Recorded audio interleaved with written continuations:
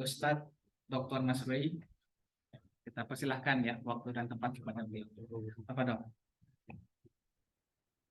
Assalamualaikum warahmatullahi wabarakatuh. Innal hamdalillah nahmaduhu wa nasta'inuhu wa nastaghfiruhu wa na'udzu billahi min shururi anfusina may yahdihillahu fala mudilla lahu wa may yudlil fala hadiya lahu. Asyhadu an la ilaha illallah wa asyhadu anna Muhammadan abduhu wa rasuluhu la nabiyya ba'dahu. Allahumma shalli ala sayyidina Muhammad wa ala ali sayyidina Muhammad. Amma ba'du. Qala Allah ta'ala fi kitabihil karim. A'udzu billahi minasyaitonir rajim. Bismillahirrahmanirrahim. Dzarni wa man khalaqtu wahida. Sadaqallahu alazim. Bapak-bapak, ibu-ibu, kakak-kakak, adik-adik semuanya, pada kesempatan kali ini ya kita akan membahas ya, menyampaikan tentang Khalid ibn Walid ya, kisah Khalid ibn Walid, di mana beliau adalah legasi dari panglima Muslim terbaik ya sampai saat ini. Ya.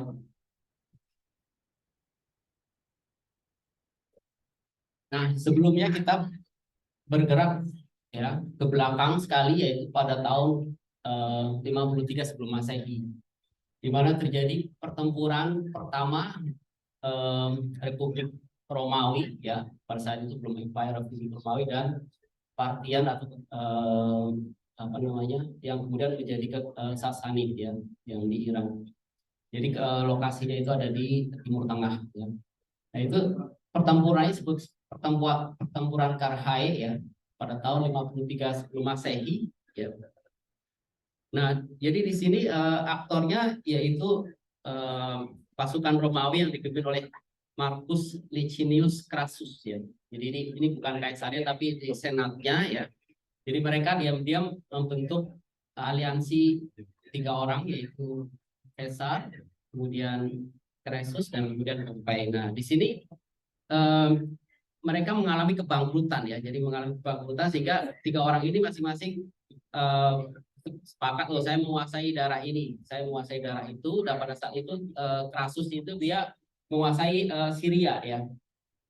Nah, kemudian dia ingin menyerang ya, mengambil Partia di sini ya, yang kemudian menjadi Sasanid. Untuk apa? Untuk mengambil emasnya ya, sehingga sebenarnya motifnya adalah kekayaan ya, mengambil emasnya. Nah, tapi apa yang terjadi? Nah, pertempuran ini mengakibatkan kerugian yang signifikan bagi kekaisaran Romawi. Jadi intinya itu Marcus Licinius Crassus itu kalah telak ya, kalah telak dengan Partian ini, sehingga ribuan prajuritnya tewas ya. Dia sendiri kemudian dibunuh ya. Ini strategi perangnya ya. Jadi Romawi itu dia membentuk square ya, Roman Defensive Square di situ ya. Nah, kemudian Partian sendiri dia menyerang dengan kuda gitu lagi, dengan panah, kemudian langsung ke kuda gitu. Jadi mobile ya. Jadi yang ini yang warna ini ya, warna apa namanya, ungu ya. Kemudian memutar ya, kemudian Romawi sendiri membentuk panah rasisnya dari tengah di sini ya. Nah, kemudian permasalahan itu apa namanya, panahnya itu dia bisa beberapa kali kemudian bisa menembus apa namanya perisainya gitu, jadi banyak yang meninggal ya. Nah, Crassus sendiri dibantu oleh anaknya di situ ya. Jadi sebelum berperang dia menunggu anaknya, kemudian anaknya bergabung ya, kemudian membentuk formasi square tersebut ya. Nah, jadi karena nggak mungkin istilahnya ya, nggak mungkin kemudian dia bertahan seperti ini karena nggak banyak yang meninggal kan, sehingga anaknya itu dia kemudian keluar ya, dia dibuka keluar ya, kemudian menyerang ya. Nah, ternyata Partian ini dia di belakangnya itu ya, itu dia bersenjata lengkap ya, seperti ini ya. Jadi namanya nanti kita akan bahas jadi penuh seperti ini, sehingga kemudian anaknya kemudian dia menjauh dari barisan ya, kemudian dia terbunuh ya. Nah, terbunuh kemudian dipancung apa namanya kepalanya ya, biar bapaknya istilahnya dia psikologi war ya gitu, biar bapaknya itu melihat ya. Jadi secara moral itu dia sudah kalah gitu ya. Sudah kalah sehingga akhirnya apa? Akhirnya ketika malam kemudian banyak yang terluka separuhnya, kemudian Krasius itu dia melarikan diri. Dan melarikan diri dan kemudian dicari oleh lawannya ya akhirnya di bukit itu dia tertawan. Nah, pada saat tertawan em, apa namanya panglimanya bilang seperti ini, oh, dibawa ke tenda, kemudian kamu adalah apa namanya tamu saya gitu kan, tamu saya, kita akan melakukan dengan baik. Nah, tapi apa yang dilakukan? Jadi dia ambil emas, cairan emas yang panas itu dimasukin ke mulutnya itu. Kamu kesini kan mau mau ini kan, jadi kemudian dia meninggal. Nah, kemudian apa dampaknya? Nah, dampaknya dari tahun 53 sebelum Masehi, ya kan? Karena kan Romawi tidak terima kan, tidak terima, ya kan? Nah, kemudian dia mengakibatkan dendam sehingga kita bayangkan dari tahun 53 sebelum Masehi sampai ketika Rasulullah SAW berada jadi sekitar 625, jadi sekitar 700 tahun itu mereka perang gitu, ya perang. Jadi kadang Romawi menang, kadang eh, Sasanid menang gitu ya. Sasanid sekarang Iran ya. Nah, sehingga di dalam Al-Quran ini kan ada Quran Turuk dan melibatkan Turuk. Jadi ketika Romawi menang itu Muslim senang gitu karena lebih dekat dengan Romawi kan karena dia kan Kristen ya. Sedangkan kalau Iran kan Zoroaster ya. Jadi ya, seperti itu. Jadi seperti itu. Jadi selama 700 tahun itu mereka saling eh, berperang, ya kan.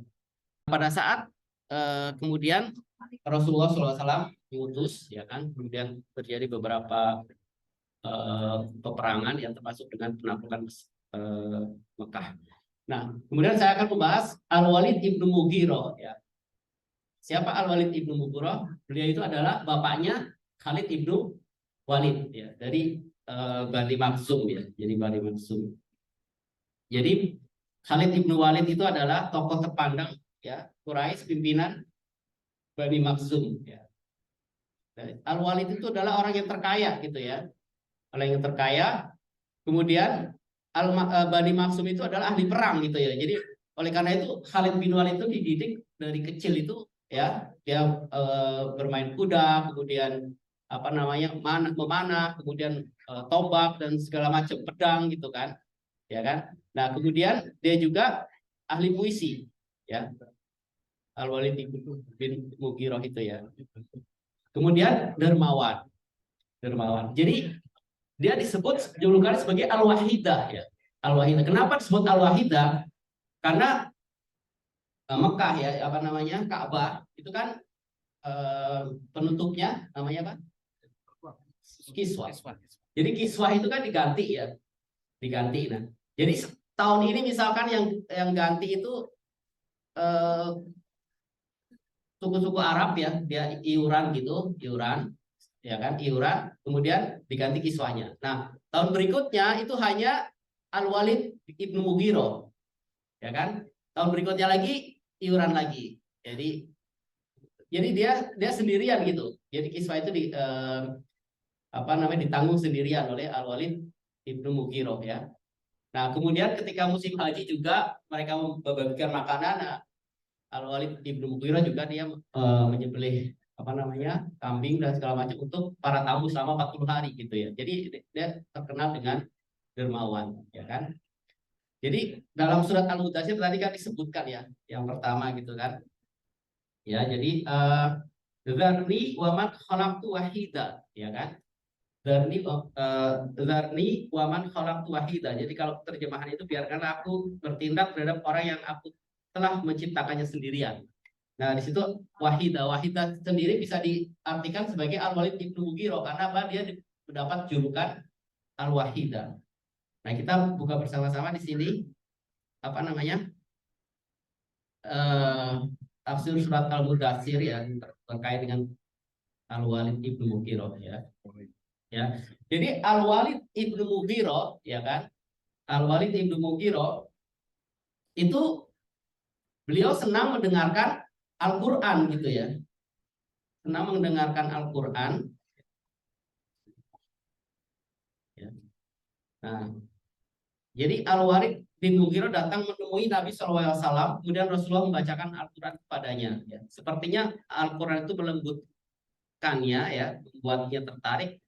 Nah, permasalahannya apa, kabar itu sampai kepada Abu Jahal. Jadi Abu Jahal itu apa namanya, ponakannya ya. Nanti kita lihat family tree-nya gitu kan. Jadi dia nggak terima gitu. Jadi secara natural itu Al-Walid bin Mughirah, karena beliau itu kan ahli puisi gitu kan, ahli puisi. Jadi dia bisa eh, apa namanya, ya, merasakan ya Al-Quran itu bukan sihir, bukan sihir dan bukan yang lain, gitu, bukan magic ya. Jadi dia dalam hati dia itu mengatakan itu benar gitu kan. Jadi sehingga Abu Jahal itu khawatir ya, kemudian datang menemui Al-Walid dan berkata, wahai paman, sesungguhnya kaummu ingin mengumpulkan harta untukmu. Al-Walid berkata, untuk apa? Abu Jahal berkata, untuk diberikan kepadamu, karena engkau datang menemui Muhammad untuk menentang ajaran sebelumnya atau ajaran nenek moyang. Al-Walid berkata, orang-orang Quraisy telah mengetahui bahwa aku termasuk yang paling banyak hartanya. Jadi ini gayanya Abu Jahal ya sebenarnya ya. Jadi memprovokasi. Abu Jahal berkata, maka ucapkanlah tentangnya suatu ucapan yang menjelaskan kepada kaummu bahwa engkau mengingkarinya atau membencinya. Ya, jadi Al-Walid berkata, apa yang harus aku katakan? Jadi secara hatinya dia itu percaya Quran gitu kan. Dia menikmati Al-Quran itu sendiri ya. Nah, permasalahannya apa kelemahan dalam diri Al-Walid itu adalah pride, ya, kesombongan itu ya. Sehingga dia bilang, saya coba kasih aku waktu gitu ya. Jadi sebelumnya gini, Al-Walid berkata, apa yang harus aku katakan, demi Allah tidak ada seorang pun di antara kalian yang lebih paham dariku tentang syair-syair. Tidak ada yang lebih paham dariku tentang razasnya atau irama sajak, juga kasidahnya, juga syair jin. Demi Allah, perkataan sama sekali tidak menyerupai itu semua. Jadi Al-Quran itu tidak menyerupai semua. Dan demi Allah, ucapan yang diucapkannya itu manis ya, dan padanya ada kenikmatan ya. Jadi padanya ada kenikmatan. Sesungguhnya perkataannya itu bagian atasnya berbuah. Ini penilaian dia terhadap Al-Quran ya. Jadi sungguh indah ya. Sesungguhnya perkataannya itu bagian atasnya berbuah ya, dan bagian bawahnya subur. Ya. Ucapannya itu tinggi dan tidak ada yang mengunggulinya, serta bisa menghancurkan semua yang berada di bawahnya. Ya. Abu Jahal berkata, kaummu tidak akan senang sampai engkau mengatakan sesuatu tentang Al-Quran. Maka Al-Walid berkata, tinggalkanlah aku, biarkanlah aku berpikir, ya kan? Nah, kemudian dia berpikir-berpikir. Nah, itu yang diceritakan di surat Al-Mudathir ya. Jadi dia jalan ke sana, jalan ke sini, kemudian dia memeras kotak seperti itu kan? Ya. Dalam riwayat yang lain, Al-Walid ibnu Mughirah berkata, ya, demi Allah, ya, apa yang dikatakannya bukan syair, bukan sihir, bukan pula kata-kata orang gila, tapi sesungguhnya ucapannya itu benar-benar kalam Allah. Ketika segolongan orang-orang Quraisy mendengar ucapan Al-Walid ibnu Mughirah itu, maka mereka menebar hasutan dan mengatakan kepada orang-orang Quraisy, demi Allah, jika Al-Walid masuk agama baru, benar-benar orang-orang Quraisy pun akan mengikuti jejaknya. Ya. Jadi kemudian atas provokasi dari Abu Jahal itu, kemudian Al-Walid mengatakan bahwa, ya, jadi dia harus mengatakan sesuatu kan, dia harus mengatakan sesuatu. Makanya kemudian apa dikritik Allah Subhanahu Wa Taala dalam Quran surat Al-Mudathir ya. Ya. Itu apa namanya, kisah dari Al-Walid ibnu Mughirah. Jadi dia mengatakan bahwa Rasulullah itu apa, kena ahli sihir ya, atau seperti apa, pokoknya dia harus mengatakan sesuatu ya. Nah,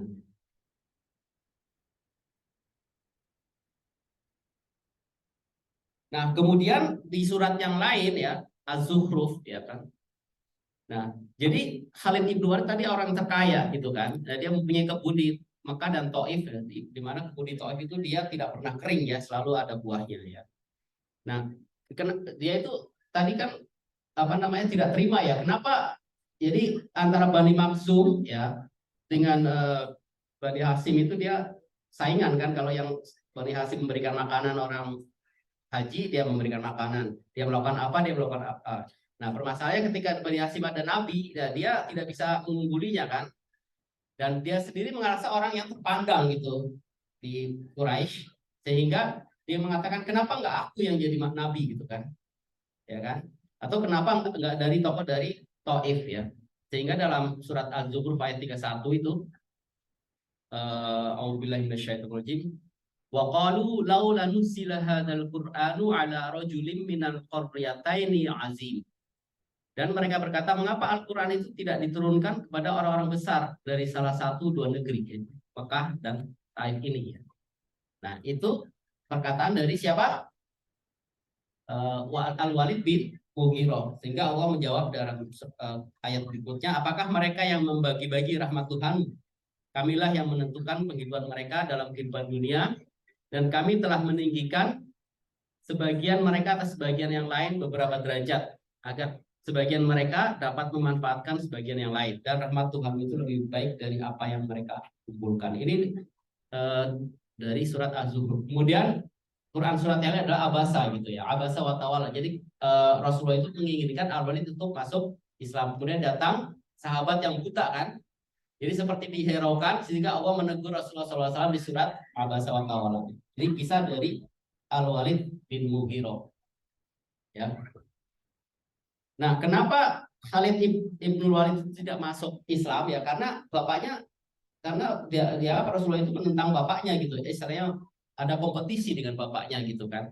Itu yang membuat Khalid bin Walid tidak masuk Islam. Nah, kita masuk ke tokoh yang kita akan bicarakan hari ini, yaitu Khalid bin Walid ya.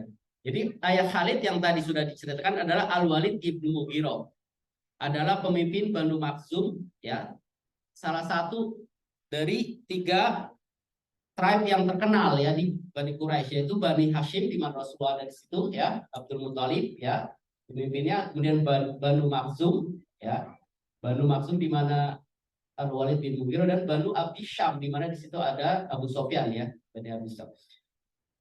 Nah, tadi sudah dijelaskan sedikit ya. Jadi Quran menyebut kisah Al-Walid bin Mughirah itu secara implisit pada Quran surat Al-Kafirun kan.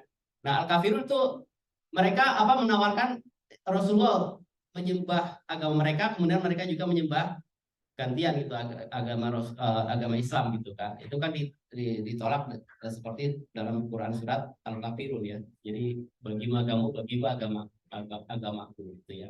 Itu juga tentang bapaknya gitu ya, Al-Walid ibnu Mughirah. Nah, apa hubungan? Tentu kalau Quraisy kan pasti ke atasnya dia akan nyambung gitu kan. Jadi antara Banu Hashim, Banu Makhzum, dan Banu Abdi Syam ya, dari lini lain bapak ya.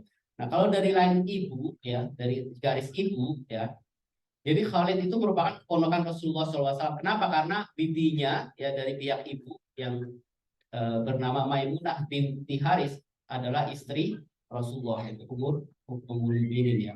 Jadi Maimunah binti Haris itu adiknya dari ibunya Khalid ya. Nah, kemudian bibinya yang lain yang disebut Ummul Fadil itu adalah istri dari paman Rasulullah, yaitu Al-Abbas ya. Jadi kemudian di situ Khalid tidak terlibat dalam perang Badar ya, mungkin dia lagi bepergian atau apa ya. Nah, tapi kakaknya yang bernama Al-Walid ya, kakaknya bernama Al-Walid juga. Jadi Al-Walid bin Walid ya. Itu tertawan di perang Badar, ya kan? Dan kemudian dia menjadi tawanan ya. Untuk membebaskannya diperlukan ransom kan, ransom. Nah, ransom itu sama Rasulullah itu tergantung familinya. Kalau Al-Walid kaya berarti dia lebih mahal dan segala macam, tergantung latar belakang dari keluarganya. Nah, jadi Al-Walid ibnu Walid itu boleh dibebaskan dengan ransom sebesar 4.000, sebenarnya 4.000 dirham ya. Jadi intinya mungkin bagi mereka tidak terlalu banyak gitu ya, seperti itu. Nah, cuman yang menjadi menarik adalah ketika Khalid ya itu membayar sejumlah uang ini di Madinah untuk mengambil kakaknya, ya kan? Kemudian kakaknya kan kemudian terbebas gitu kan. Nah, kemudian kakaknya itu Al-Walid bin ibnu Walid itu ya, ketika di camp itu kemudian dia kembali lagi ke Madinah untuk menyatakan sebagai Muslim gitu. Jadi Al-Walid bin ibnu Walid itu dia masuk Islam gitu. Kenapa dia bilang bilang kenapa saya tidak masuk Islam ketika ditawan, kan ketika ditawan kan dia dimasukkan ke dalam keluarga, jadi dia melihat muslim sholat, perilakunya seperti apa, seperti itu, dia sudah ingin masuk Islam. Permasalahannya dia nggak mau, kenapa? Nanti karena saya tawanan, nanti dikira saya masuk Islam karena posisinya kurang bagus gitu kan. Makanya dia ketika Khalid itu udah membayar, dia keluar, dia balik lagi. Jadi karena dia sebagai orang yang merdeka. Ya, itu kisah dari kakaknya dari Khalid bin Walid ya. Nah, kita sudah tahu sepak terjang Khalid itu ya ketika apa di perang Uhud ya. Jadi di perang Uhud itu eh, Rasulullah dan kaum muslimin itu sudah menang gitu kan. Sudah menang terhadap kaum Quraisy ya.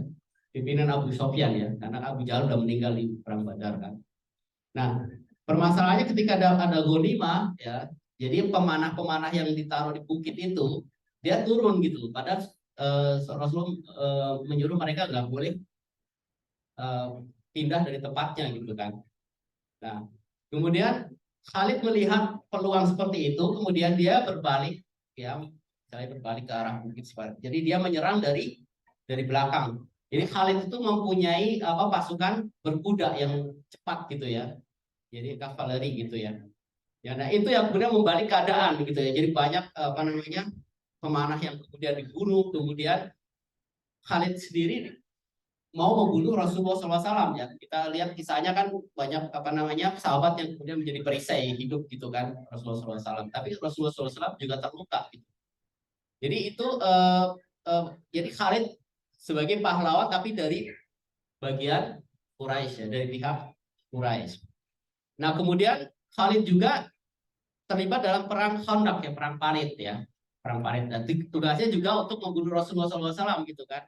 Tapi Allah Subhanahu Wa Taala menolong kaum muslimin ya dengan angin gitu kan, sehingga kocar kacir apa namanya Quraisy. Ya. Nah, kemudian kita kembali ya Rasulullah SAW ketika akan melakukan umroh ya kan, kemudian kan Quraisy itu dia apa namanya mengirimkan Khalid bin Walid untuk mencegat gitu kan, mencegat Rasulullah supaya tidak masuk ke Mekah. Nah, tapi Rasulullah SAW kemudian bisa menghindari Khalid gitu ya, sehingga Hudaybiyah itu kan udah di depannya Mekah gitu kan, udah dekat. Nah, itulah kemudian memberikan bahwa cerdas-cerdasnya Khalid bin Walid itu Rasulullah SAW itu mengunggulinya gitu ya. Jadi, seperti itu, ya kan? Nah, jadi itu kemudian terjadi perjanjian Hudaybiyah ya. Jadi kemudian kaum muslimin boleh berapa tahun ya 10 tahun itu batasnya kemudian boleh umroh, boleh ke Mekah dan segala macam gitu. Kalau ada misalkan perjanjian damai, mereka juga harus kasih tahu dan segala macam gitu ya. Nah, nah disinilah Al-Walid bin Walid ya, kakaknya itu kan kemudian umroh gitu kan, umroh ya kan. Karena Rasulullah SAW itu juga melakukan umroh wada, ya wada kemudian menikah dengan bibi dari Khalid bin Walid itu gitu kan, menikah. Nah, ketika Al Walid bin Walid itu umroh di Mekah ya atau haji, itu di situ dia kemudian menaruh surat ya, dia mampir ke rumah itu, ke rumah Khalid, kemudian tidak ketemu Khalid, kemudian menitipkan surat ya, surat untuk Khalid ya. Nah itu kemudian itu Khalid kemudian membaca suratnya ya kan, surat dari kakaknya itu, kemudian dia kemudian memantapkan diri masuk Islam gitu kan. Nah dia sebelum masuk Islam dia berkonsultasi dengan ya dengan temannya gitu, termasuk salah satunya adalah Ikrimah ya kan. Ya Ikrimah bin Abu Jahal. Jadi kan dia masuk dalam Bani Maksum ya. Nah tapi kemudian Ikrimah kemudian kamu kita sudah berkorban, kamu mau masuk Islam gitu kan. Kemudian dia bilang ke Abu Sofyan ya, Abu Sofyan juga marah-marah. Kemudian di pertemuan Quraisy itu Abu Sofyan bahkan mau membunuh Khalid dengan pedangnya, tapi kemudian Ikrimah ya kan dengan mereka sahabat baik, kemudian mencegah gitu, mampu mencegah ya. Nah kemudian Al-Walid itu bertemu dengan Utsman bin Tolhah, salah satu di sini ya, Utsman bin Tolhah ya. Jadi Utsman bin Tolhah, nah ternyata Utsman bin Tolhah sendiri itu juga mau masuk Islam gitu kan, masuk Islam. Nah, kemudian mereka bersama-sama, jadi antara Khalid dan Utsman bin Tolha itu mempersiapkan, jadi malam-malam itu ke Madinah untuk menyatakan Islam gitu ya. Nah, kemudian di perjalanan itu bertemu dengan seseorang gitu, berseseorang. Kemudian ditanyakan kan, kamu mau ngapain kan? Nggak jawab juga, yang berani adalah Khalid. Nah, saya mau ke Madinah mau menyatakan Islam gitu kan. Nah, kemudian orang itu adalah Amr bin As. Oh, saya juga gitu kan. Jadi mereka bertiga berangkat ke Madinah, kemudian menyatakan Islam ya. Kemudian bertemu dengan kakaknya, kemudian kakaknya bergembira, kemudian oh Rasulullah SAW sudah mengabarkan bahwa Khalid itu sedang kesini gitu ya, apa namanya, kenabian dari Rasulullah SAW ya, karena ini sudah mengetahui kejadian yang belum terjadi gitu. Nah, kemudian akhirnya Al-Walid ya dengan 3 orang ini kemudian bertemu Rasulullah SAW, kemudian terjadi dialog gitu ya, terjadi karena ya Rasulullah ya kan, saya sudah membunuh banyak Muslim gitu kan. Kemudian maukah engkau mendoakan terus bagaimana kondisinya? Kemudian Rasulullah memberikan jaminan bahwa apa namanya dosa-dosanya itu akan diampuni gitu ya. Seperti mualaf itu kan dia dosa-dosanya diampuni gitu ya. Tapi dosa-dosa diampuni itu bukan di reset ya. Kalau di reset berarti kebaikannya itu hilang juga dong. Jadi yang keburukannya itu dihapus, tapi kebaikan yang dilakukan di masa lalu itu tetap gitu. Jadi tetap sampai berapa kali saling menanyakan ya, kemudian meminta doa juga ya, kemudian akhirnya Khalid kemudian menyatakan dirinya masuk Islam, kemudian apa namanya dengan ketenangan hati gitu kan, karena kan dia juga takut juga dia sudah membunuh Muslim dan segala macam gitu ya. Itu. Nah, ketika Khalid itu masuk Islam, 1 bulan atau beberapa bulan kemudian terjadi peristiwa apa namanya Mut'ah ya, perang Mut'ah. Jadi Rasulullah SAW mengirimkan ya, jadi mengirimkan pasukannya ya ke arah Romawi ya. Jadi di Romawi itu ya itu ada Ghazanid ya. Ghazanid itu artinya Arab yang Kristen ya, tapi dia kemudian dia menjadi partner dari Romawi ya, di bawah Romawi gitu ya. Kenapa terjadi penyerangan Mut'ah itu? Karena Rasulullah SAW kan mengirimkan surat ya kan, surat kepada Kisro, kepada apa namanya Kaisar Heraklius, nah kepada Kisro dari Sasanid itu dikirimkan melalui Busro ya, gubernur Busro. Nah tapi kemudian di Ghazanid itu apa namanya utusannya dibunuh gitu. Jadi karena dibunuh ya kan nggak boleh sebenarnya kalau utusan seperti dibunuh gitu kan. Makanya Rasulullah mengirimkan ya di perang Mut'ah itu. Jadi Rasulullah sudah memberitahu kalau kemudian Zaid bin Harisah ya kan jadi panglima, kemudian kalau meninggal digantikan dengan Ja'far bin Abu Thalib. Kalau Ja'far meninggal digantikan dengan Abdullah bin Rawaha ya. Itu tiga panglima yang dipilih Rasulullah SAW ya kan. Nah, kemudian apa yang terjadi karena jumlahnya itu banyak sekali ya. Jadi jumlahnya itu banyak sekali. Itu kemudian jadi kalau dalam Ibnu At-Tabari itu sampai 200.000 gitu. Tapi kalau yang sejarawan modern itu tidak percaya, mungkin nggak 200.000, mungkin sekitar 70 atau sekitar gitu ya. Karena terlalu banyak gitu ya. Ya, 200.000 menurut Sasanidnya ya, Sasanidnya. Jadi 200.000 muslimnya 10.000 ya. Di bawah pimpinan Zaid bin Harisah, Ja'far bin Abu Thalib dan Abdullah bin Rawaha. Jadi ketiganya berurutan berguguran ya. Jadi benderanya, kemudian Ja'far sendiri ketika ngambil bendera ya, Ja'far panglima kedua. Itu tangannya kepotong, dia ambil satunya dipotong juga, dia ambil pakai ini, akhirnya dia gugur gitu kan, digugur.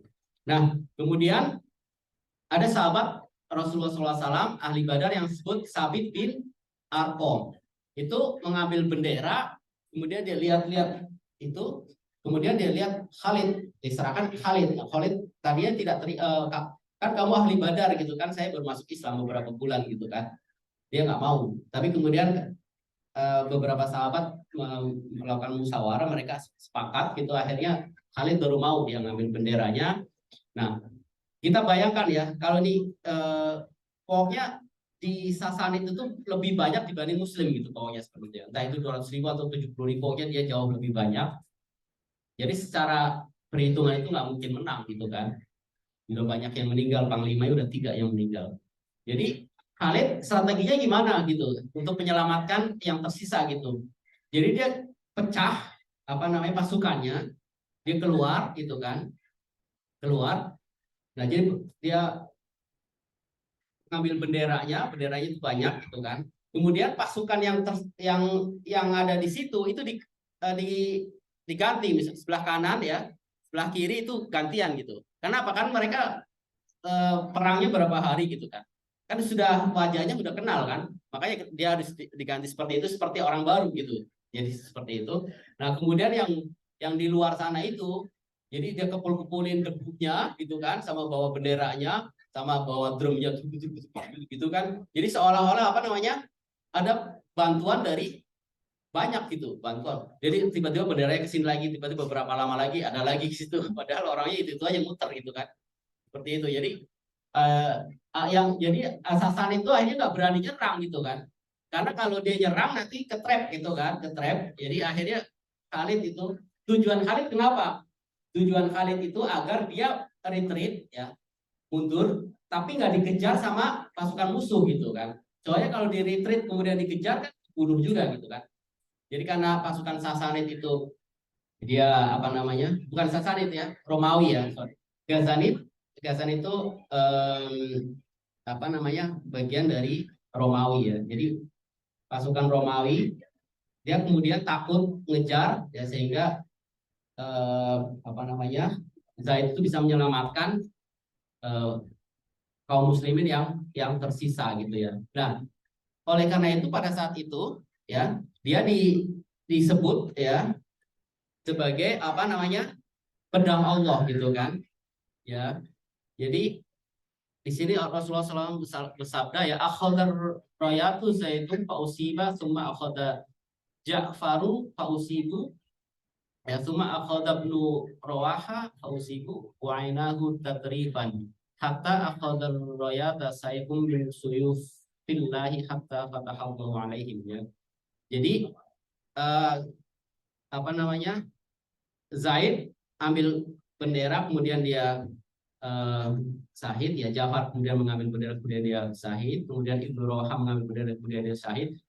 Dan pada saat itu ya kan Rasulullah SAW menangis karena Zaid bin Harithah itu kan anak angkat sayang beliau gitu kan. Kemudian Ja'far bin Abi Thalib kan sepupunya gitu kan. Ya kan, kemudian Abdullah bin Rawaham kan sahabatnya ya. Jadi mencucurkan air mata ya, kemudian beliau menambahkan ya kemudian bendera diambil oleh swords among the sword of Allah. Jadi pedang di antara pedang Allah gitu ya. Atau Khalid di sini oleh Khalid bin Walid dan Allah memberikan Muslim kemenangan. Itu yang kemudian Khalid bin Walid itu di apa namanya menjadi Saifullah ya, Saifullah gitu ya. Nah, kemudian ada beberapa kasus yang kemudian menjadi masalah gitu ya. Biasanya kalau orang Syiah segala macam dia nggak suka Khalid ya. Salah satu adalah Bani Jadimah ya. Jadi Rasulullah mengirimkan beberapa ekspedisi untuk mengecek ya Arab sekeliling itu untuk masuk Islam gitu. Ya kan dia masuk Islam atau enggak. Jadi kan pilihannya kan dia nggak bayar jizyah kemudian diperangi gitu kan. Nah, itu ada suku yang disebut Bani Jadimah ya. Nah, ketika Khalid dia ke sana gitu ngecek itu bukannya dia bilang aslamna gitu, tapi yang dia bilang adalah apa di situ sabakna gitu. Jadi sabakna. Jadi sabakna itu kan agama yang lain kan ya, sabakna. Jadi Khalid kemudian dia membunuh beberapa orang dari mereka, kemudian mengambil tawanan dikasih ke muslimin dan kaum muslimin itu disuruh bunuh juga gitu. Tapi beberapa dari mereka tidak mau gitu ya. Di situ aku tidak akan membunuhnya gitu kan. Jadi karena apa? Karena mereka itu dia udah masuk Islam gitu. Mungkin kata-katanya aja gitu salah gitu kan. Tapi dia intentionnya itu dia masuk Islam sehingga dia melakukan kepada Rasulullah SAW. Kemudian Rasulullah SAW kemudian dia kemudian berbalik kemudian mengangkat tangannya gitu Allahumma inni abra'u ilaika mimma son'a Khalid. Jadi, oh Allah, jadi saya tidak ikut-ikut apa yang Khalid lakukan. Jadi berserah diri gitu ya. Jadi Rasulullah itu sampai 2 kali gitu. Jadi di sini Khalid melakukan kesalahan ya. Karena ke dalam perang itu kan dia melakukan judgement gitu ya. Ini seperti apa gitu kan. Nah, kesalahan yang sama juga dilakukan Usama bin Zaid kan, anaknya dari Zaid bin Harithah. Ketika ada musuh yang kemudian mau dibunuh, kemudian dia bilang la ilaha illallah. Ah, ini kan taktikanya kemudian dibunuh gitu kan. Rasulullah SAW malah gitu. Sampai berkata kepada Usama, apakah kamu mau buka dadanya gitu? Mau lihat dia Islam atau enggak gitu. Jadi itu ya kesalahan itu kemudian dilakukan oleh Khalid. Tapi Rasulullah SAW itu tidak memberikan hukuman kepada dia. Jadi cuman apa namanya Ali bin Abi Thalib disuruh memberikan apa istilahnya apa ya denda dari yang meninggal gitu kan. Yang meninggal kemudian diberes gitu ya. Yang meninggal berapa kemudian dari Baitul Mal di apa dikasih ke keluarganya gitu ya. Itu ya di Banu Jadimah. Kemudian juga ada Malik bin Nuwairah itu kebunuh juga sama Khalid bin Walid ya. Seperti itu ya itu juga sama kayak kondisinya seperti itu ya. Sehingga itu yang kemudian membuat Umar ibn Khattab yang kemudian belakangan hari kemudian menjadi masalah ya ketika Umar bin Khattab menjadi khalifah ya. Nah, pada saat Banu Jadimah itu ya ada sahabat Rasulullah SAW Abdurrahman bin Auf ya. Kenapa? Kenapa ada kejadian lain juga zaman jadi antara Arab kan berperang ya. Nah, itu ada ketika misalnya Quraisy dengan Banu Jadimah itu berperang, itu ada beberapa keluarga yang termasuk dari keluarga dari Abdurrahman bin Auf itu kebunuh gitu ya. Jadi emang ada dendam juga masih ada yang istilahnya jahiliyah gitu ya, sifat jahiliyah seperti itu ya. Nah, kemudian terjadi bersetegang antara Khalid dan Abdurrahman bin Auf ya. Nah, kemudian Rasulullah SAW marah dan berkata, Khalid menahan diri mengatakan sesuatu yang kasar kepada para sahabatku gitu ya. Istilahnya Khalid, aku kan sudah melakukan sesuatu yang kamu tidak bisa melakukan, bisa seperti itu kan. Ya, demi Allah jika gunung Uhud berubah menjadi emas dan kamu menghabiskannya semua di jalan Allah, bahkan kamu tidak akan sebanding dengan sholat pagi atau sore dari salah satu sahabatku. Ini artinya apa? Jadi sahabat Rasul itu berbeda derajat gitu ya antara ahli Badar, as-sabiqun awalun gitu kan, antara yang yang masuk Islam sebelum penaklukan Mekah atau setelah penaklukan Mekah itu beda derajatnya ya. Seperti itu ya. Jadi antara Abdurrahman bin Auf dengan Khalid bin Walid, karena Abdurrahman bin Auf itu dia ahli Badar dan masuk Islam sebelumnya itu berbeda derajatnya. Nah, dalam surat Al-Hadid itu dikatakan Allah SWT berfirman tidak sama di antara kamu orang yang menafkahkan hartanya dan berperang sebelum penaklukan. Mereka lebih tinggi derajatnya daripada orang-orang yang menafkahkan hartanya dan berperang sesudah itu. Allah menjanjikan kepada masing-masing mereka balasan yang lebih baik. Dan Allah mengetahui apa yang kamu kerjakan. Jadi derajat sahabat Nabi itu tidak sama gitu ya. Antara sabiqunal awalun, ahli Badar, sebelum atau setelah Fathu Makkah ya. Gitu. Jadi ketika Rasulullah meninggal itu kan ada istilahnya kaum muslimin yang murtad ya. Ada yang dia emang lemah dan kemudian berbalik ke belakang agama yang mereka. Kemudian ada yang menolak membayar zakat ya. Ya termasuk tadi Malik bin Nuwairah ya yang kemudian terbunuh oleh Khalid bin Walid dan beberapa yang mengaku nabi palsu. Yang paling besar adalah Musailamah al-Kadzdzab ya di Yamamah gitu ya. Kemudian ada Aswad al-Ansi di Yaman, kemudian ada Tulaiha al-Asin di Bani Asad ya. Nah, kemudian Musailamah al-Kadzdzab itu kemudian berhasil dikalahkan oleh Khalid bin Walid ya, kemudian terbunuh ya. Jadi Rasulullah mengirim Ikrimah Rasulullah Abu Bakar ya. Maksud Abu Bakar itu jangan perang, kamu tungguin aja biar dia nggak keluar. Kalau keluar dia pasti menyerang Madinah kan. Ditungguin aja di dekatnya gitu, jadi diblok. Tapi kemudian Ikrimah malah menyerang, tapi dia kalah gitu kan. Ya. Kemudian dikirim lagi Surahbil ya, Surahbil bin Hasanah. Seperti itu juga gitu, bukannya dia diblok tapi dia serang juga, kalah juga gitu. Kemudian akhirnya Khalid bin Walid masuk ya, kemudian dia bisa memenangkan ya. Jadi dia masuk ketika kalah itu Musailamah itu masuk ke kebun dia yang kemudian ada temboknya, bentengnya gitu. Ya, kemudian salah satu sahabat Rasulullah yaitu saudaranya Anas bin Malik minta Khalid untuk istilahnya lemparlah aku ke dalam gitu sehingga pintunya bisa aku buka ya. Sehingga kaum muslim bisa masuk. Nah itu kemudian dia masuk, kemudian dia istilahnya yang menghalangi dia membuka pintu, dia berperang, kemudian dibuka pintunya, kemudian pasukan muslim bisa masuk, kemudian mereka kemudian dikalahkan ya, termasuk Musalam Al-Kadzab itu dibunuh oleh Wahsy. Ya, Wahsy itu adalah yang membunuh siapa namanya? Hamzah. Ya, yang membunuh Hamzah. Karena apa? Wahsy itu kan ketika membunuh Hamzah ketika dia masuk Islam, tapi orang Islam, ini pembunuh Hamzah nih. Pembunuh Hamzah. Jadi dia gimana ya gitu ya. Jadi tertekan gitu kan. Sehingga dia kemudian ketika ada Musalamah, kemudian dia istilahnya revenge gitu, istilahnya membunuh Musalamah Al-Kadzab. Jadi ketika sebelum muslim dia membunuh yang terbaik, kemudian ketika dia menjadi muslim dia membunuh yang terburuk gitu ya, untuk membalaskan dendam itu ya.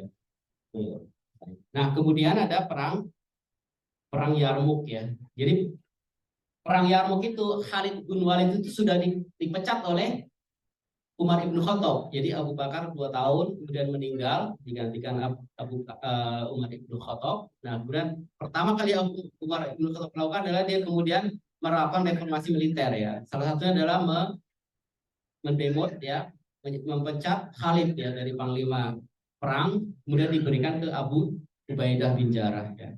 Nah, tapi dalam prakteknya ya, ketika itu Abu Ubaidah itu memberikan kepercayaan kepada Khalid untuk memimpin perang Yarmuk gitu ya. Jadi jenderalnya itu adalah jenderal aslinya itu adalah Abu Ubaidah, tapi prakteknya adalah Khalid bin Walid gitu ya. Jadi di perang Yarmuk ini yang perang yang menentukan dengan Bizantin ya, sehingga mereka kalah, Heraklius kalah sehingga dia tidak balik lagi. Nah itu yang kemudian Syam itu sampai sekarang masih menjadi Muslim ya, itu pada zaman Khalid ibnu Walid. Nah ini apa namanya? Saya akan ceritakan apa namanya. Jadi ketika Khalid itu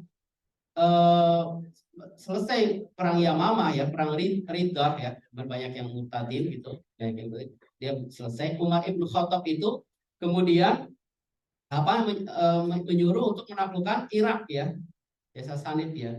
Jadi Khalid bin Walid itu dia berhasil mengalahkan beberapa pertempuran ya, di situ termasuk pertempuran rantai ya, Battle of the Chain, kemudian pertempuran River, kemudian Jabala gitu kan. Nah kemudian oleh Abu Bakar As-Siddiq disuruh pindah ke mana, ke Syria ya, ke Syria untuk membantu Abu Ubaidah bin Jarrah gitu, karena mereka minta bantuan gitu ya. Kemudian di situ ya yang tinggal adalah Kokok bin jadi panglima yang lain ya, disuruh untuk menjaga Irak ya kemudian akhirnya kemudian Umar bin Khattab kemudian pada akhirnya menyuruh Sa'ad bin Abu Waqqas kan untuk yang disebut perang Qadisiyah, dan Sasan itu kemudian jatuh ke dalam kekuasaan kaum muslimin ya. Nah itu ya, jadi yang menarik adalah ya kejeniusan dari Khalid ketika mengalahkan musuh-musuhnya gitu ya. Jadi Khalid itu memiliki tadi kavaleri ya, namanya kavaleri ya. Kavaleri itu sangat cepat gerakannya ya kan, sangat cepat ya. Jadi kalau Sasanid dan Romawi dia punya perlengkapan perang disebut katapraks ya. Kita lihat kudanya dengan besi, pakainya segala macam. Nah ini dia proteksi gitu kan, bagus gitu. Cuma permasalahan tidak bisa cepat gitu, tidak bisa cepat ya, tidak bisa gerak cepat karena berat kan ini kan semuanya kan. Nah kemudian ini beberapa strategi yang mereka lakukan ya, namanya testudo ya, dia bikin formasi seperti ini sehingga kalau ada panah-panah itu bisa ini ya kan. Nah kemudian ada disebut palang ya, palang itu jadi dia sangat dekat di sini ya, jadi ini apa namanya, perisai-perisainya itu sangat dekat sehingga dia bisa padat gitu, jadi musuh itu nggak bisa gampang masuk ya. Permasalahannya Khalid bin Walid untuk bisa mengalahkan ini, dia melakukan beberapa taktik ya, salah satu adalah penyerangan flank kanan, flank kiri, jadi dikacau, atau kemudian ada juga hit and run gitu ya, diserang kemudian dia mundur ya kan, seperti itu. Dan kemudian formasi diagonal gitu kan untuk Khalid bin Walid. Nah ini apa namanya disebut Mubarizun ya. Ini tentara Khalid bin Walid ya. Jadi Mubarizun gitu. Jadi atau Mobile Guard itu adalah pasukannya Khalid bin Walid ya. Nah jadi dia itu sangat cepat ya, dan manuvernya itu sangat cepat. Kemudian dengan panah, dengan pedang, dengan macam-macam gitu kan. Jadi kemudian dia juga fleksibel gitu, mampu merespon perubahan kondisi medan perang gitu ya kan. Termasuk juga tadi memporak-porandakan walaupun dia seperti ini palang itu ya. Itu. Nah, kemudian ya, jadi Mubaris itu sangat terlatih ya berbentuk peperangan termasuk pemanah pedang dan berkuda ya. Kemudian mobilitasnya ya, kemampuan beradaptasi dan keterampilan membela diri sangat, jadi individualnya sangat bagus ya. Kemudian formasinya disebut refuge frank ya, atau garis miring yang tadi ya diagonal itu ya kan. Nah, kita akan kasih contohnya ya, misalkan ini di perang Walaja ya, perang Walaja, nanti perang Yarmuk juga sama gitu kira-kira ya, jadi seperti itu. Jadi ini pertamanya seperti ini nih, pertamanya nih. Ini jenderalnya namanya Andar Zagar. Jadi ini Khalid ibn Walid. Jadi Khalid itu, jadi Sasarid itu dia mengirimkan Andar Zagar dan Bahman. Khalid itu nggak mau Andar Zagar dan Bahman bergabung, sehingga kan kekuatannya sangat besar kan. Jadi dia cepat, gerak cepat sebelum Bahman itu datang, dia menyerang dulu Andar Zagar. Ini yang pertama seperti ini ya. Kemudian yang kedua, ya kan, Khalid retreat ya, retreat seperti itu tadi, itu yang tadi itu yang apa namanya refuse flank itu ya. Jadi dia mundurnya ini cepat, ini lambat. Jadi seperti diagonal seperti ini ya. Ya. Nah, malam sebelumnya Khalid itu sudah mengirim apa namanya pasukan berkudanya itu untuk bersembunyi gitu ya, bersembunyi ya. Jadi pasukan berkudanya untuk bersembunyi di belakang kemah mereka gitu. Ini akan ada bukit, ada bukit, ada bukit. Ini ada padang pasir gitu kan. Jadi di malamnya itu sudah dikirim ke sana, udah ke situ gitu kan.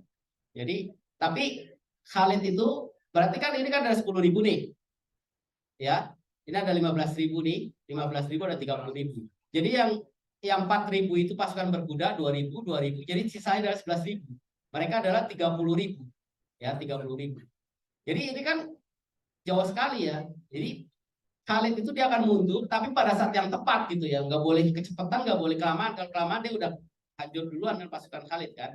Ya kalau kecepatan dia masih bisa berlindung gitu kan. Nah, ketika waktunya tepat, dia kasih sinyal kan, entah itu dia dengan api segala macam, baru pasukan berkudanya dia datang ke sini.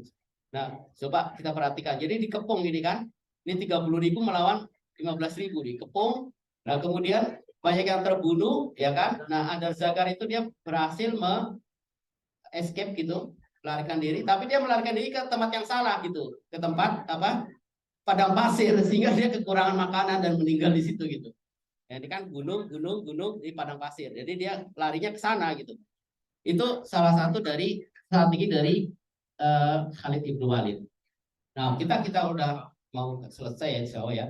Jadi akhir hayat Khalid. Jadi 4 tahun terakhir itu ya setelah Yarmuk ya, kemudian Syria Levant itu istilahnya Islam itu di dalam pangkuan Muslimin ya kan. Khalid itu kan dipecat oleh Umar ibn Khattab ya kan. Dan jadi 4 tahun terakhir itu dia itu sakit gitu ya. Ini yang kemudian dikatakan oleh Khalid. Jadi dia ada di Homs ya, di Syria. Aku telah turut serta dalam 100 perang atau kurang lebih demikian. Tidak ada satu jengkal pun tubuhku kecuali terdapat bekas luka pukulan pedang. Jadi ditunjukin yang datang menjenguk itu. Jadi badannya itu penuh dengan luka gitu ya. Hunjaman tombak atau tusukan anak panah. Namun lihatlah aku sekarang akan wafat di atas tempat tidur. Maka janganlah mata ini terbejam sebagaimana terbejamnya mata orang-orang yang penakut. Tidak ada suatu amalan yang paling aku harapkan daripada la ilaha illallah, dan aku terus menjaga kalimat tersebut ya. Nah, Khalid itu tidak sempat belajar Al-Qur'an ya. Pada saat ini 4 tahun terakhir itu dia membaca Al-Qur'an dari subuh sampai zuhur gitu kan. Jadi Khalid itu hafalannya nggak banyak gitu ya. Jadi seperti itu ya. Nah, kemudian Khalid itu meninggal ya pada 18 Ramadan 21 Hijriah ya. Jadi kemudian Umar bin Khattab memimpin sholatnya. Kemudian ini yang dikatakan oleh Umar ibn Khattab. Jadi tidak ada istilahnya wanita yang bisa melahirkan Khalid ya, sebelum Khalid gitu ya. Nah, itu yang apa namanya? Nah, salah satu yang menarik gitu ya, menarik itu ya, yang menjenguk Khalid itu mengatakan, ya Khalid, ya kan? Apakah kamu tidak ingat bahwa Rasulullah SAW itu memberikan julukan kamu itu apa? Saifullah, yang Saifullah al-Mastul ya. Jadi pedang Allah yang ya terhunus gitu kan. Jadi tidak mungkin pedang Allah itu kemudian akan meninggal di peperangan gitu kan, nggak mungkin gitu. Makanya ketika Allah akan mengambilnya dengan cara normal gitu ya. Jadi sakit seperti itu. Jadi itu yang kemudian dikatakan oleh sahabat yang menjenguk Khalid bin Walid ya. Nah sekarang pelajaran apa yang bisa kita ambil dari Khalid bin Walid ya.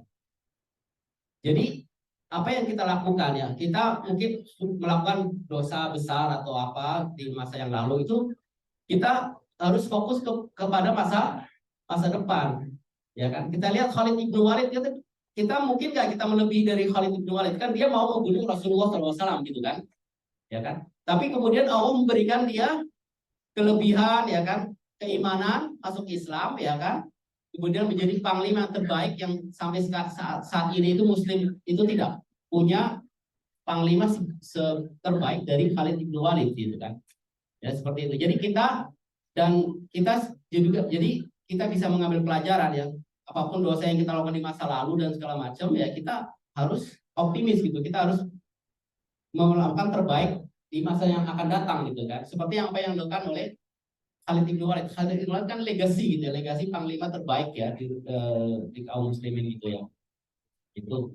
Dan kemudian apa namanya? Kita kan nggak mungkin bisa melakukan dosa misalnya seperti Khalid yang mau membunuh Rasulullah SAW gitu kan. Apalagi kita begitu. Jadi ketika Allah Subhanahu Wa Taala memberikan rahmat dan maghfirah pada Khalid bin Walid ya, rahmatnya, nah, insya Allah pada kita juga demikian ya. Mungkin Khalid bin Walid ada Rasulullah SAW ya, kita nggak mungkin melebihi Khalid dalam hal pencapaian dan segala macam, tapi insya Allah ya rahmat Allah itu akan selalu kita dapatkan itu. Jadi jangan sekali-kali berputus asa ya dari rahmat Allah Subhanahu Wa Taala. Mungkin itu saja yang bisa jadi pembuka. Assalamualaikum warahmatullahi wabarakatuh. Waalaikumsalam warahmatullahi wabarakatuh. Nah, luar biasa ya, apa namanya, Ustaz Profesor. Nah, bidangnya bukan sosial kayak gini ya, tapi alhamdulillah penguasaan sejarahnya luar biasa. Saya tidak akan merangkum, jadi insya Allah ini begitu banyak informasi ya. Jadi sebelum tanya jawab, kayaknya bapak-bapak ibu-ibu udah pada ini ya, pada nggak sabar nanya. Sebelumnya akan ada terjemah dalam bahasa Jerman. Jadi alhamdulillah kita kedatangan di sini saudara-saudara yang berbahasa Jerman. Mohon kepada bapak-bapak ibu-ibu tenangnya ya, jangan terlalu ribut karena mungkin ini juga sesinya pendek, tapi ini sangat berarti ya bagi bahasa Jerman. Pada saudara Akram, silakan.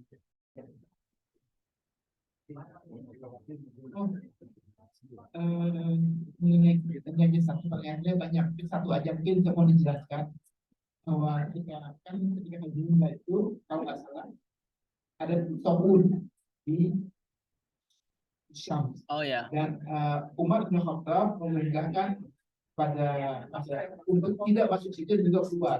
Masalah Khalid meninggal di Homs seperti itu dan Umar mendoakan dari Madinah. Ketika nggak datang ya itu setelah itu kan, jadi Abu Ubaidah kan juga meninggal karena taun gitu kan, seperti itu.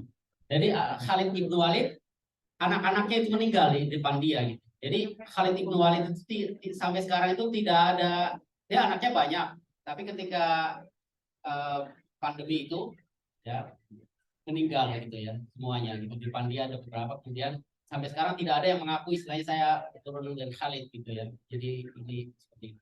Nah itu kejadiannya seperti itu karena Abu Ubaidah di situ, kemudian Umar kan dia mau masuk kan nggak jadi kan. Jadi aku akan pergi dari satu takbir ke takbir yang lain. Jadi dia tidak masuk wilayah itu gitu kan. Jadi itu ya. Nah kemudian Abu Ubaidah itu tidak mau juga keluar gitu kan. Jadi tidak mau keluar, dia mau bareng-bareng dengan rakyatnya gitu ya. Akhirnya dia meninggal juga gitu. Nah yang berhasil menyelesaikan masalah tahun itu adalah Amr bin As. Jadi Amr bin As itu kan cerdas gitu ya, cerdas. Jadi apa yang dilakukan sama Amr bin As? Jadi penduduk itu disuruh ke gunung gitu, berkemah dan tidak boleh bergaul satu dengan yang lain gitu kan. Ya seperti sekarang mungkin isolasi ya. Nah itu dengan cara itu kemudian Amr bin As berhasil apa namanya apa menyelesaikan masalah pandemi pada saat itu ya. Nah itu ada yang lucu deh, sejarawan itu lucu. Kenapa ada pandemi? Karena kesalahan orang Indonesia itu seperti Cak Lontong gitu kan. Napoleon kalah perang gara-gara Krakatau gitu kan. Jadi Indonesia itu jadi di Madagaskar ya, di Madagaskar itu berdasarkan DNA itu 2000 tahun yang lalu, 1500 2000 tahun yang lalu itu ternyata koloni dari Indonesia, terutama dari Borneo gitu kan. Nah, permasalahannya Pak, jadi mereka mengenalkan padi gitu kan. Nah, kemudian padi diadopsi oleh orang Arab kan, termasuk juga orang Spanyol dan segala macam padi. Nah, permasalahannya padi itu ada banyak nyamuk dan ada banyak tikus gitu. Jadi ketika malaria datang itu cepat penyebarannya. Jadi pandemi itu katanya gara-gara orang Indonesia karena mengenalkan padi di Madagaskar. Itu bisa dicek di Britannica itu. Jadi dikasih tahu tuh dari 1500 atau 2000 tahun yang lalu itu. Jadi sekitar tahun itu orang Indonesia itu udah sampai ke sana gitu.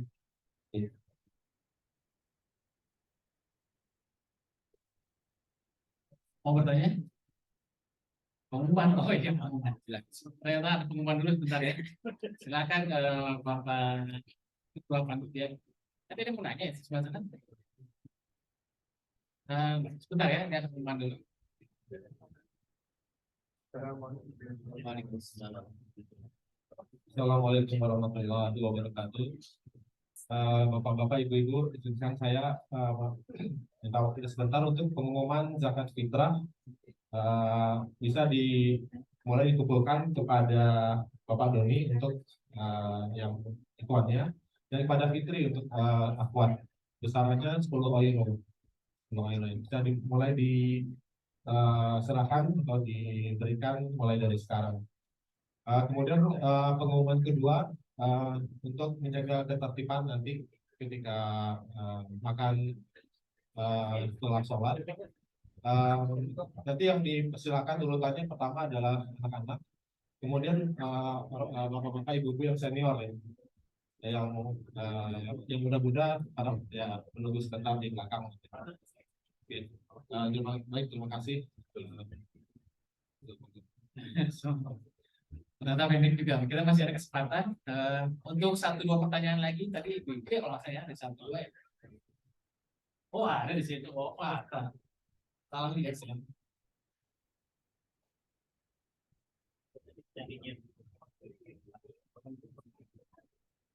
Assalamualaikum warahmatullahi wabarakatuh.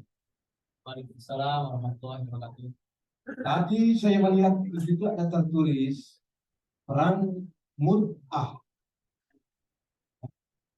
Jadi pertanyaannya bahwa apa hubungannya di perang Mut'ah dengan pengertian kawin Mut'ah?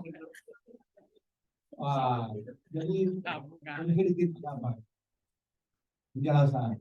Terus yang kedua, kalau memang ada waktu, bahwa apa alasan Sayyidina Umar menggantikan Panglima Khalid bin Walid waktu mau perang apa ya? Yarmuk. Perang Yarmuk itu.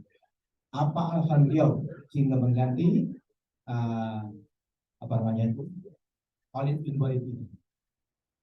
Oke, itu aja. Terima kasih. Assalamualaikum. Waalaikumsalam. Untuk pertanyaan pertama saya nggak tahu itu, tapi yang jelas Mut'ah itu adalah daerah di Gazanit gitu ya. Jadi di daerah apa sekitar sini ya, di Gazanit itu. Jadi ada nama sebuah daerah. Nah, dan itu wilayah Romawi ya. Terus ada bukan wilayah istilahnya Iran sebelah sana ya. Tapi kan kalau Mut'ah kan berarti asalnya dari situ kan, dari Iran gitu kan. Mungkin nggak ada hubungannya gitu. Yang jelas Mut'ah itu nama yang diambil oleh kaum muslimin untuk basis perang itu. Jadi campnya itu ada di situ. Ya. Kemudian ke pertanyaan kedua itu yang jelas Khalid ibn Walid itu sangat populer gitu ya. Jadi sangat populer pada saat itu gitu kan. Apa namanya, dan Umar itu tidak mau istilahnya kemenangan itu karena Khalid gitu ya. Jadi karena magic dari Khalid gitu. Karena itu akan mengganggu apa istilahnya eh, ideologi istilahnya apa ya? Dari muslim sendiri gitu ya. Jadi la ilaha illallah itu sangat penting dalam kita gitu ya. Jadi tidak Umar itu tidak mau seperti itu ya. Jadi itu yang istilahnya eh, yang terjadi gitu ya. Memang beberapa kesalahan yang dilakukan Khalid itu yang pertama tadi Banu Jadimah, kemudian ada juga pembunuhan Malik Nuwairah, kemudian ketika dibunuh kemudian istrinya dinikahin kan. Itu yang kemudian diserang oleh Syiah juga di situ gitu kan. Tapi yang jelas pada saat itu Abu Bakar itu tidak menghukum dia gitu. Artinya kalau dia benar-benar bersalah kemudian kan harus ada hukuman kan, ya kan? Tapi ketika Banu Jadimah Rasulullah tidak menghukum gitu kan. Kemudian ketika pembunuhan Malik bin Nuwairah dan istrinya dinikahin Khalid pada saat itu Abu Bakar juga tidak menghukum gitu. Jadi artinya Khalid itu tidak salah, mungkin karena dia kan orang lapangan gitu, dia jenderal ketika perang, ya, keputusan apa yang ini kan tergantung ijtihad dia gitu kan. Termasuk tadi ketika Banu Jadimah itu tidak bilang aslamna tapi habakna gitu kan, dia salah pengertian gitu kan, seperti itu kan. Kemudian ketika Malik bin Nuwairah itu ketika ridho itu kan dia tidak mau bayar zakat gitu kan.